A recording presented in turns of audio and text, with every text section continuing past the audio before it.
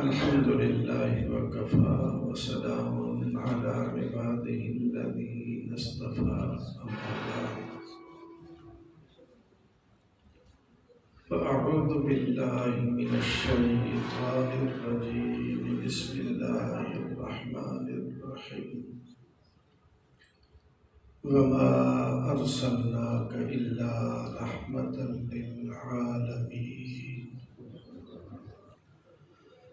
وقال الله تبارك وتعالى في مقام آخر لقد كان لكم في رسول الله أسوة حسنة قال النبي صلى الله تعالى عليه وسلم كل أمتي يدخلون الجنة إلا من أبى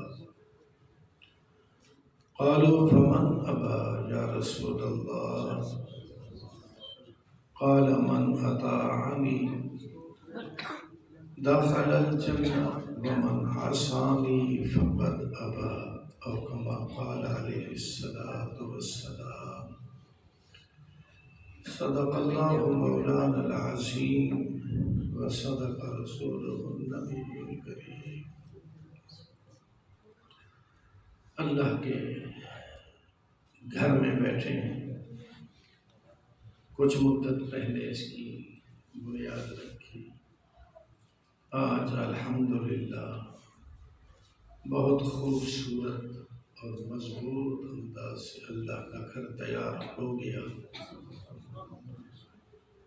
دنیا میں اللہ کا گھر تیار ہوا اور جن خوش نصیب لوگوں نے اس میں حصہ شامل کیا، اللہ کی قسم ان کا جنت میں محل تیار ہو گیا۔ سبحان اللہ۔ آقا کا فرمان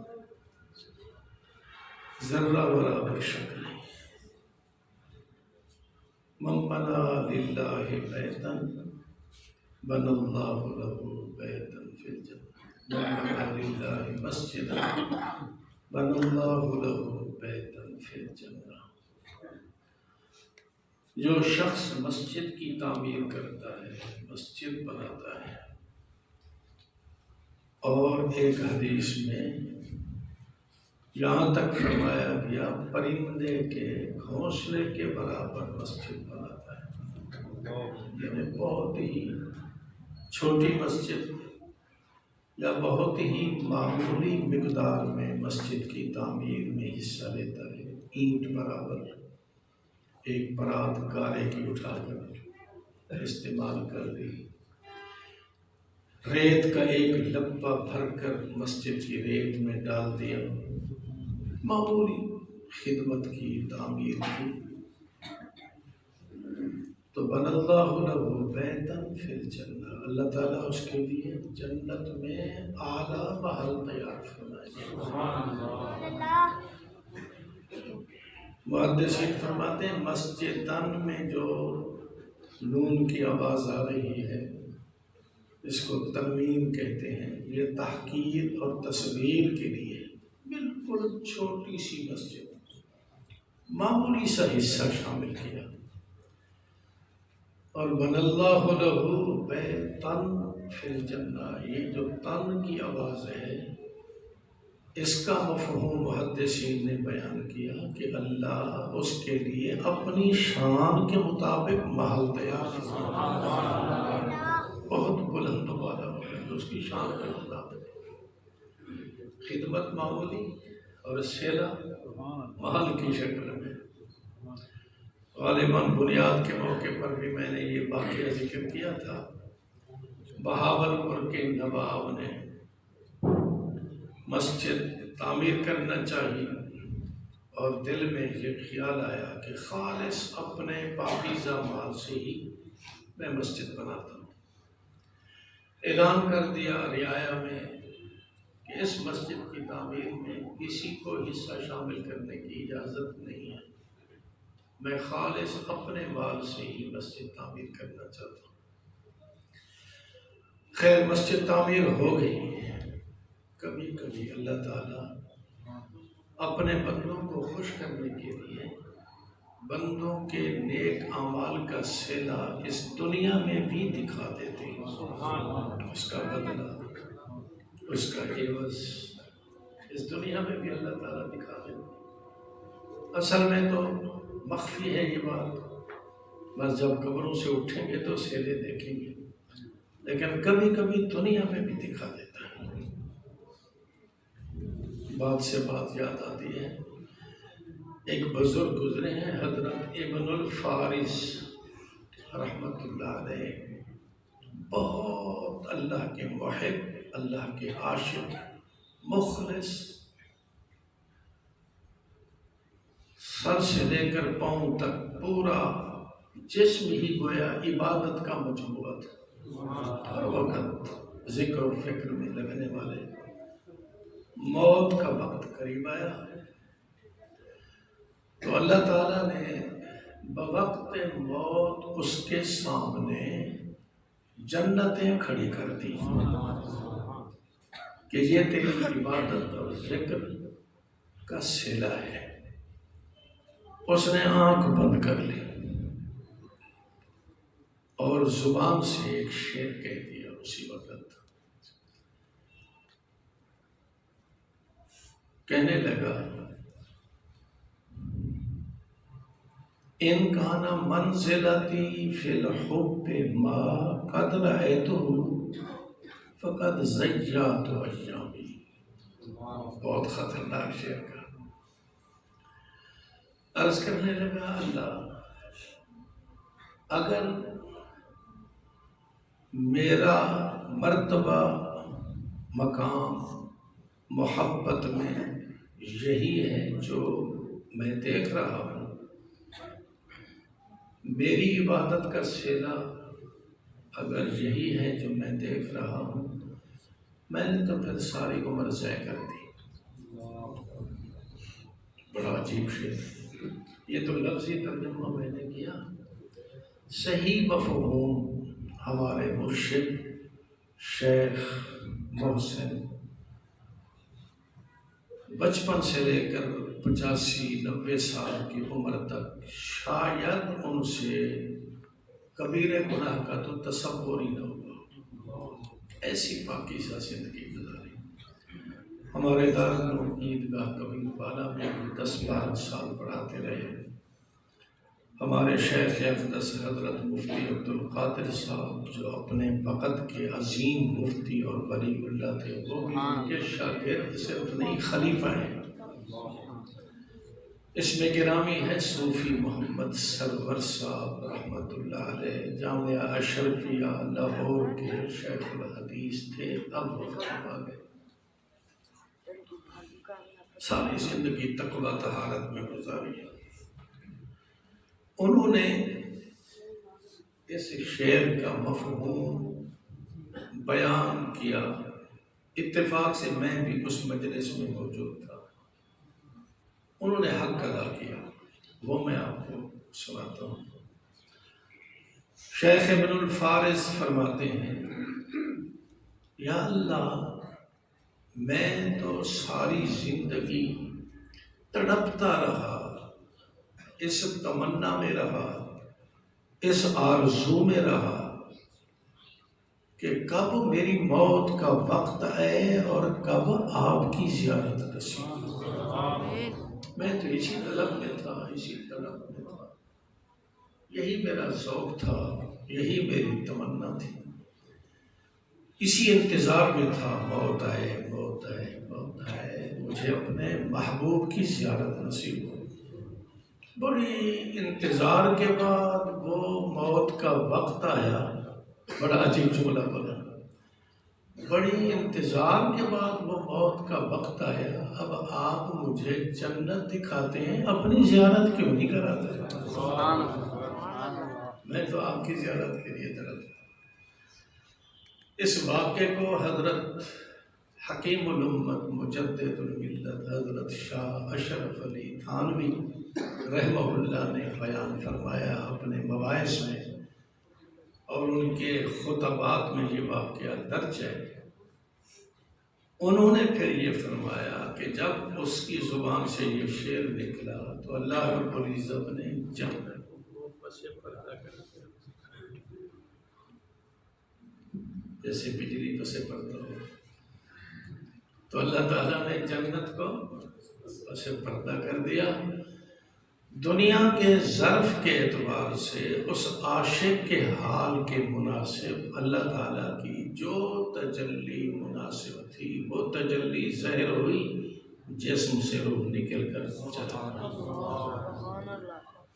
تو اس ابن الفارس کو اس کی عبادات کا سیلا اللہ تعالیٰ نے دنیا میں دکھا دیا۔ کبھی کبھی ایسا ہوتا۔ بہاول پور کے نواب صاحب مسجد کی تعمیر سے فارغ ہو گئے تو اللہ تعالیٰ نے ان کو بھی اس تعمیر کا سیلا اسی دنیا میں دکھایا، خواب کی شکل میں۔ خواب دیکھتے ہیں میں جنت کی سیر کر رہا ہوں، کرتے کرتے کرتے ایک محل سامنے آ گیا۔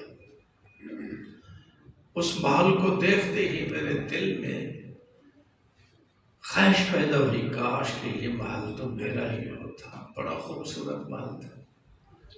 جب وہاں قریب پہنچے تو بتانے والوں نے بتایا یہ بہاول پور کے نواب کا محل ہے۔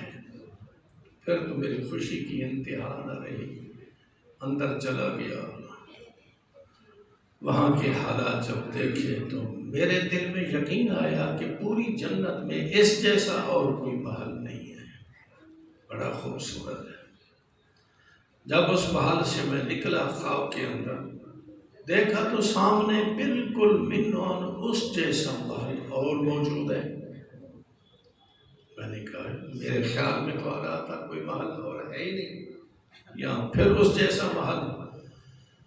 پوچھا یہ کس کا ہے تو بتانے والوں نے بتایا کہ نواب صاحب کے محلے میں ایک بڑھیا رہتی ہے، یہ محل اس کا ہے۔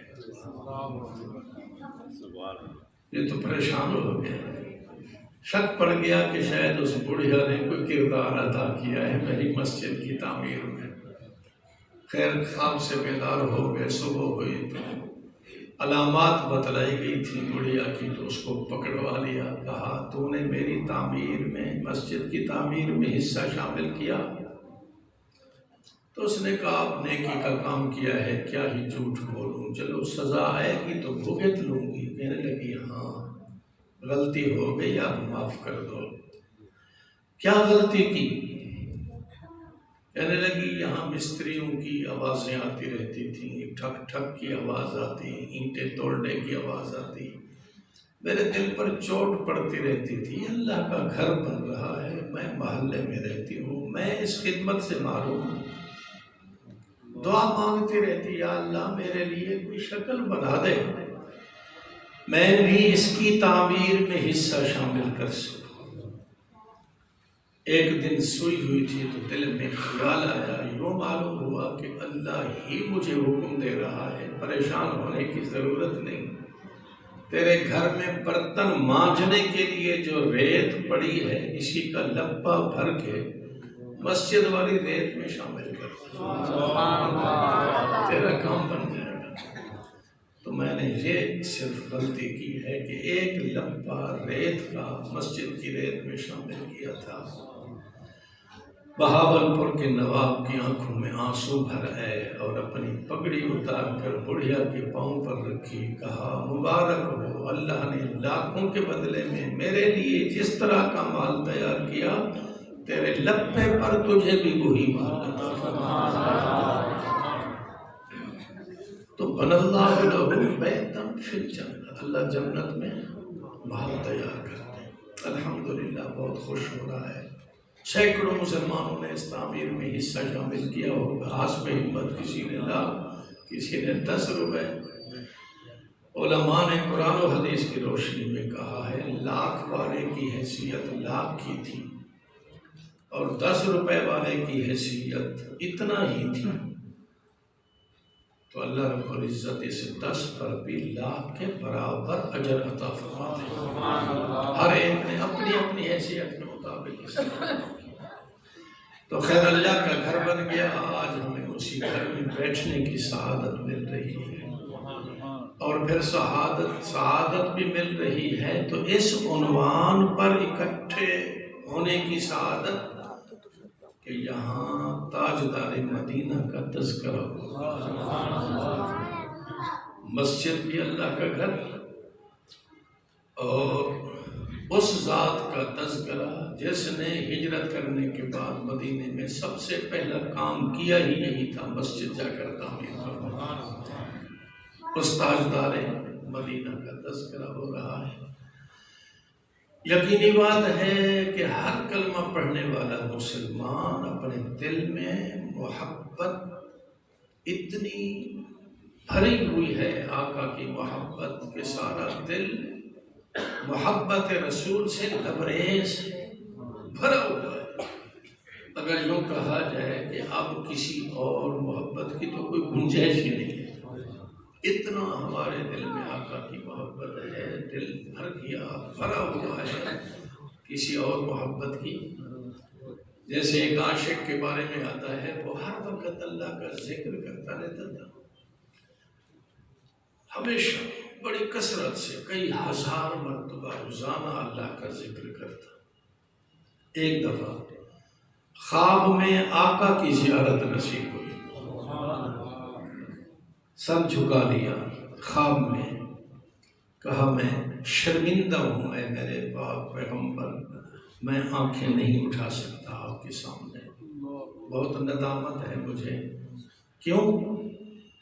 میں نے اللہ کا ذکر اتنا کیا ہے، اللہ کی محبت اپنے دل میں اتنا بھر دی کہ میرا دل اللہ کی محبت سے لبریز ہو گیا۔ اب کوئی کونا بھی ذرہ برابر خالی نہیں ہے۔ بڑی عجیب بات کی، دل اللہ کی محبت سے لبریز ہو چکا، کوئی جگہ نظر نہیں آ رہی کہ میں آپ کی محبت کو جگہ دے سکوں، اس لیے میں بہت شرمندہ ہوں کہ آپ کی محبت کو بھی میں جگہ نہیں دے سکتا، دل سارا محبت حق سے لبریز۔ آقا نے فرمایا تجھے مبارک ہو، اگر تیری کیفیت یہی ہے کہ اللہ کی محبت اس طرح بھری ہوئی ہے تو یقین کر لے میری محبت سے بھی تیرا دل لبریز ہے، پریشان ہونے کی ضرورت نہیں۔ تو کبھی دل لبریز ہو جاتے ہیں، الحمدللہ محبین عاشقین کا دل محبت رسول سے بھرا ہوا ہے، لبریز۔ اسی وجہ سے سید المحدثین حضرت انور شاہ صاحب کشمیری رحمہ اللہ نے بڑی عجیب بات فرمائی، فرمایا جس محفل، جس مجلس، جس اجتماع میں جناب رسول اللہ کا مبارک تذکرہ ہو کسی بھی عنوان سے، سورت کا ذکر ہو، سیرت کا ذکر ہو، آپ کی مبارک احادیث کی تلاوت ہو، پڑھنا پڑھانا ہو، جب کسی محفل میں رسول اللہ کا تذکرہ ہو تو فرماتے ہیں مجلس والوں خوش قسمت ہو، قطعاً یہ نہ سمجھنا کہ ہم دنیا کی کسی مجلس میں بیٹھے ہیں، نہیں، فرمایا اللہ کی قسم یہ مجلس جنت کی مجلس، جس مجلس میں تذکرہ رسول ہو وہ دنیا کی محفل نہیں ہے، وہ جنت کی محفل ہے۔ الحمدللہ جنت کے ماحول میں بیٹھے ہیں، اور پھر اللہ کے گھر میں بیٹھے ہیں، اور مہینہ ہے ماہ ربیع الاول، اس اعتبار سے بھی اور سعادت جمع ہو گئی۔ لیکن ربیع الاول کے مہینے میں میں مختصر عرض کر رہا ہوں، اکثر علماء، نعت خوان، مدح کرنے والے صرف ایک ولادت کا ذکر کرتے ہیں، ولادت جسمانی کا ذکر۔ 3 روایتیں ہیں احادیث میں، 8 ربیع الاول، 9 ربیع الاول یا 12 ربیع الاول کو حضور صلی اللہ علیہ وسلم کی ولادت کا سعادت ہے، دن سوموار کا ہے اور وقت صبح صادق ہے۔ یہ تذکرہ ہوتا ہے، کسی بھی پیغمبر کا تذکرہ کرنا، ان کی ولادت کا ذکر کرنا، ان کے حسن و جمال کا تذکرہ کرنا، ان کے کمالات کا تذکرہ کرنا خالص عبادت ہے، اور عبادت بھی ایسی ہے کہ نفل پڑھنے سے بھی اس کا اجر و ثواب زیادہ ہے۔ ذکر نبی، تذکرہ رسول، کسی بھی نبی کا تذکرہ، اور ہم تو تذکرہ کر رہے ہیں سرتاج الانبیاء، امام الانبیاء، اور اس شخصیت کا تذکرہ کر رہے ہیں جنہوں نے صحابہ کرام میں کھڑے ہو کر ارشاد فرمایا من انا، میں کون ہوں؟ صحابہ کرام نے عرض کیا انت رسول اللہ، آپ اللہ کے رسول ہیں۔ آقا نے مختصر اپنا تعارف پیش کیا صحابہ کے سامنے، فرمایا انا محمد بن عبد اللہ ابن عبد المطلب، میں محمد ہوں، عبداللہ کا بیٹا ہوں، عبد المطلب کا پوتا ہوں۔ اور فرمایا میرا مرتبہ اور مقام یہ ہے کہ لواء الحمد بیدی یوم القیامہ، قیامت کے دن حمد و ثنا کا جھنڈا میرے ہاتھ میں ہوگا۔ آدم ومن سواہ تحت لوائی یوم القیامہ، حضرت آدم سے لے کر عیسیٰ روح اللہ تک سارے انبیاء میرے جھنڈے کے نیچے جمع ہوں گے۔ اور ساتھ یہ بھی فرماتے جا رہے ہیں بلا فخر، میں بطور فخر کے نہیں کہتا، بطور شکر کے کہتا ہوں۔ انا اول من تنشق عنہ الارض، میں وہ شخص ہوں، وہ شخصیت ہوں، سب سے پہلے قبر سے میں اٹھوں گا۔ انا اول من یقرع باب الجنہ، سب سے پہلے جنت کا دروازہ میں کھٹکھٹاؤں گا۔ انا اول من یدخل الجنہ، سب سے پہلے جنت میں داخل ہوں گا، اور کسی پیغمبر کی امت جنت میں نہیں جا سکے گی جب تک میری امت جنت میں نہیں۔ سبحان اللہ۔ اسی سے ملتی جلتی ایک اور حدیث سامنے آ گئی۔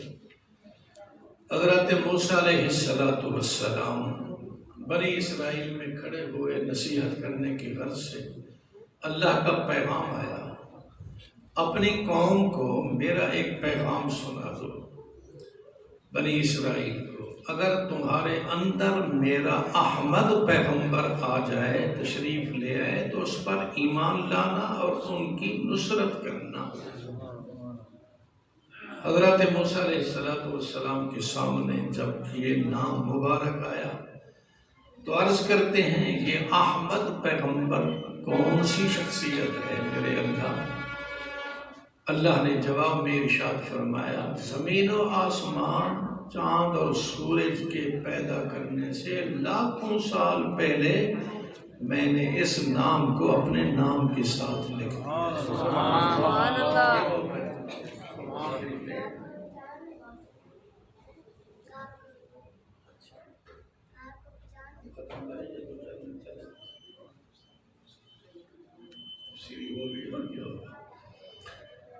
کیا فرمایا جی؟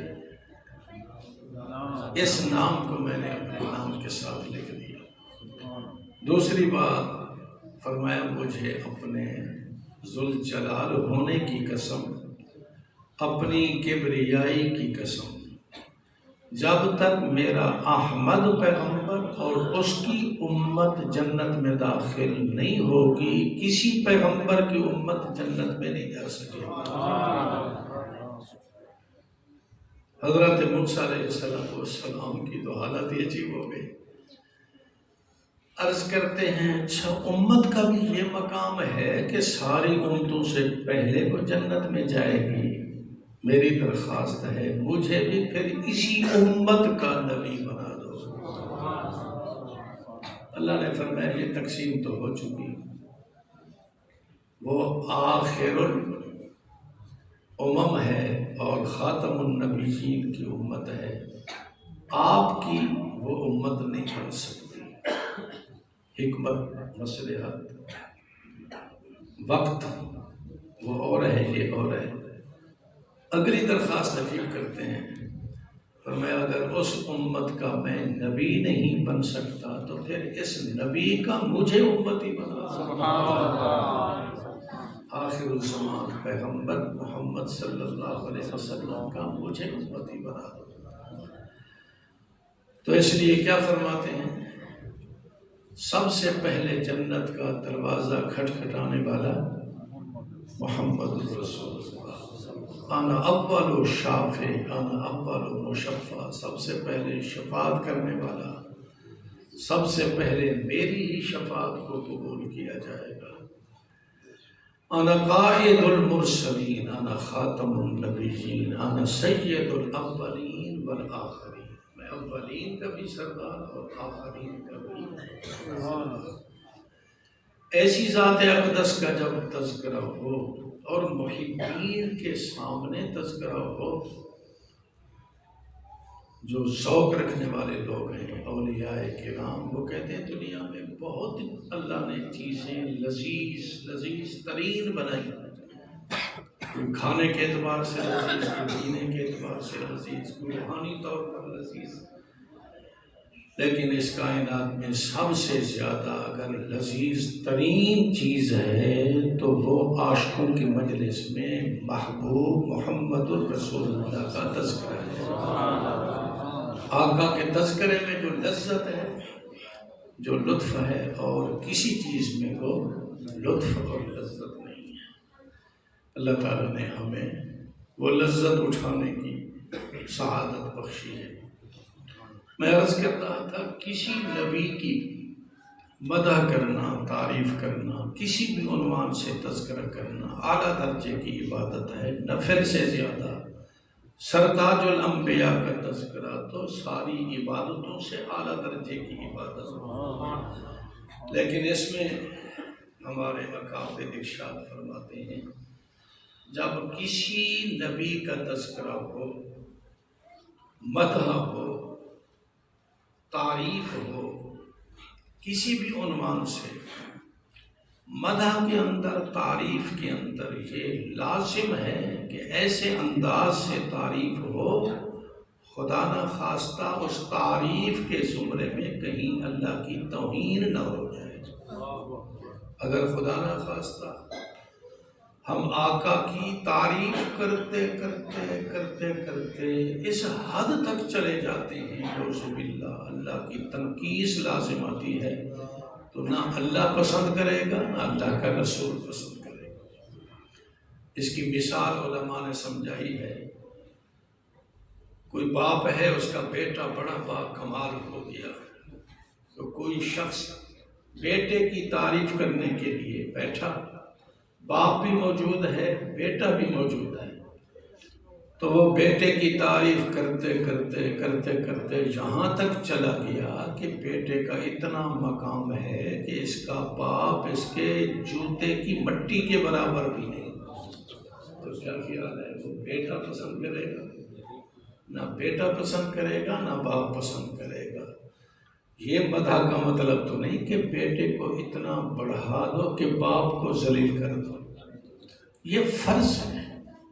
اگر خدا نہ خواستہ اس فرض کو ادا نہ کیا تو خطرہ ہے کہیں انسان مارا نہ جائے۔ قرآن مقدس میں اللہ تعالیٰ نے اہل کتاب کو خطاب کرتے ہوئے فرمایا، یا اہل الکتاب لا تغلوا فی دینکم، اپنے دین میں غلو نہ کرو، حد سے تجاوز نہ کرو، حدود کے اندر رہو، وَلَا تَقُولُوا عَلَى اللَّهِ إِلَّا الْحَقَّ، اور اللہ کے بارے میں کوئی ایسی بات نہ کرو مگر وہی بات کرو جو صحیح اور حق ہو۔ یہ اللہ تعالیٰ نے اہل کتاب کو خطاب کیا۔ کیوں کیا؟ اہل کتاب نے، یہود نے، نصارہ نے اپنے اپنے نبیوں کے بارے میں تعریفوں کے اتنا انداز اختیار کیے، تعریف کرتے کرتے کرتے کرتے یہاں تک نوبت پہنچا دی کہ عیسائیوں نے حضرت عیسیٰ علیہ السلام کو خدا کا بیٹا کہہ دیا۔ اتنا بلند ہے، اتنا بالا ہے، یہ تو خدا کا بیٹا ہے۔ اور یہودیوں نے حضرت عزیر علیہ السلام کو خدا کا بیٹا کہنا شروع کر دیا۔ تو اللہ تعالیٰ نے دونوں طبقوں کو روکا۔ کسی نبی کی مدح اور حمد اس طرح کرنا کہ اس سے اللہ کی توہین ہو جائے.